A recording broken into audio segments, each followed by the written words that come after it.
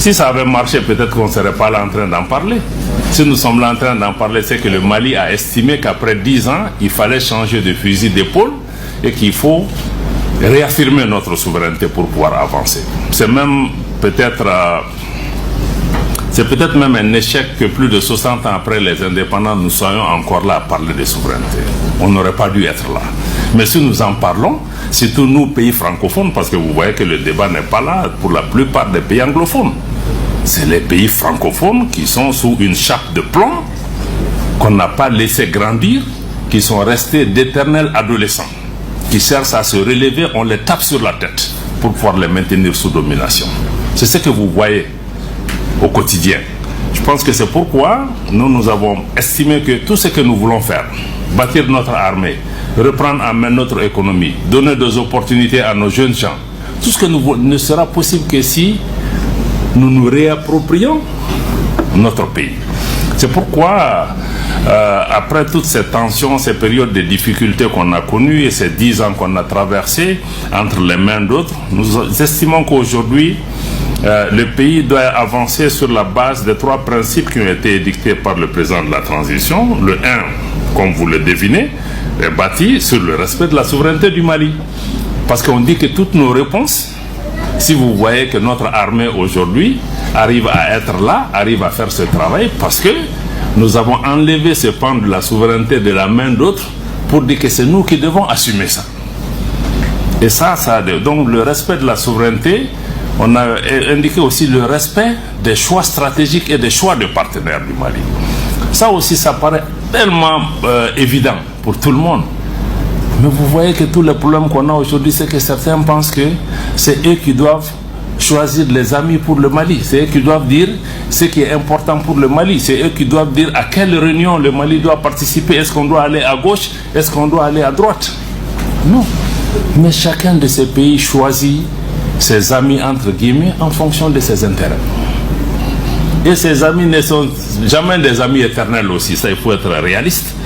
On est amis, on est alliés pour un certain nombre d'objectifs, des choses que nous voulons faire. Si nous les atteignons, les choses... Il y a certains amis qui sont plus sincères aussi que d'autres. Il y a des amis qui nous respectent, qui comprennent qu'il faut nous donner cet espace pour pouvoir avancer. Il y a d'autres qui pensent qu'on est toujours dans la colonisation, qu'on est même des enfants.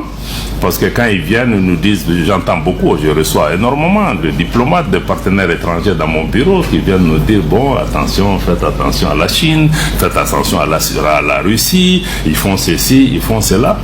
Mais je dis, mais vous nous prenez pour des enfants? Mais vous pensez que quand je travaille avec...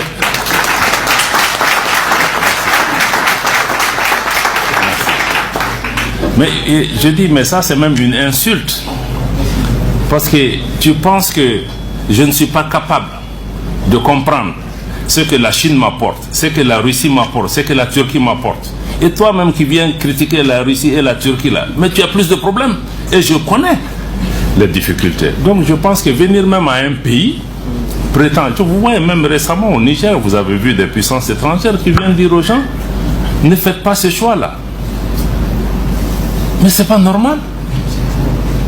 Mais quand nous faisons un choix, nous assumons avec les conséquences. Mais ce n'est pas, ne sont pas nos pères pour venir chaque fois qu'il y a des changements dans nos pays, nous dire que, attention, il ne faut pas tourner à gauche, il ne faut pas tourner à droite, faites attention. Non. Mais eux-mêmes, ils ont des amis que nous, on conteste. Il y a des pays qui viennent, ils veulent nous opposer l'homosexualité qu'on n'accepte pas. Bon, donc, moi je pense qu'il faut que nous ayons le courage. Donc, et puis, le troisième pilier, donc, c'était le respect de la souveraineté, le respect de nos choix stratégiques et de nos choix de partenaires.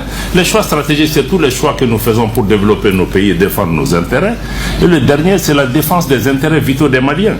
Comme je l'ai dit, ça paraît assez banal, mais on voit beaucoup de choix qui ont été faits, souvent, qui ne sont pas dans l'intérêt du pays, qui ne sont pas dans l'intérêt des Maliens. Parce que ces grandes puissances, ou certaines de ces puissances, ont trouvé le moyen de contrôler les élites dans nos pays pour faire ce qu'ils veulent qu'on fasse.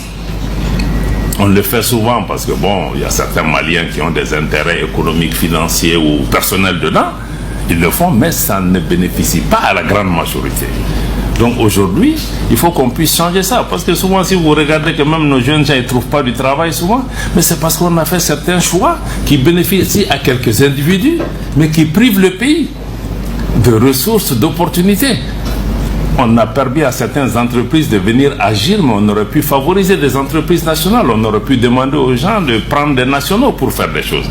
Donc c'est un peu tous ces choix. Ça a une implication quand on dit défendre les intérêts vitaux des Maliens, parce que souvent on connaît les intérêts vitaux, mais on n'est pas prêt à se battre pour ces intérêts vitaux. Parce qu'il y a une conséquence. Quand tu veux te battre pour l'intérêt de ton pays, tu deviens la cible. Tu deviens l'ennemi par rapport à ça. Donc ça, c'est vraiment la souveraineté est au cœur de l'action diplomatique.